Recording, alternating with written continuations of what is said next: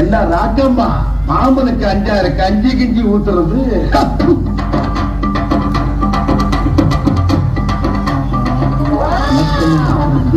நீங்க ஆத்துக்கு போகும்போது வீட்டுக்கு பின்னாடி துணி துவச்சுக்கிட்டு இருக்கும்போது வீட்டு வாசல்ல கோலம் போட்டுக்கிட்டு இருக்கும் போது மாமனுக்கு 5 கஞ்சி கிஞ்சி ஊத்துன்றதெல்லாம் வேற அவகிட்ட யாரும் வச்சுக்கா என்கிட்ட வச்சுக்கிட்டா.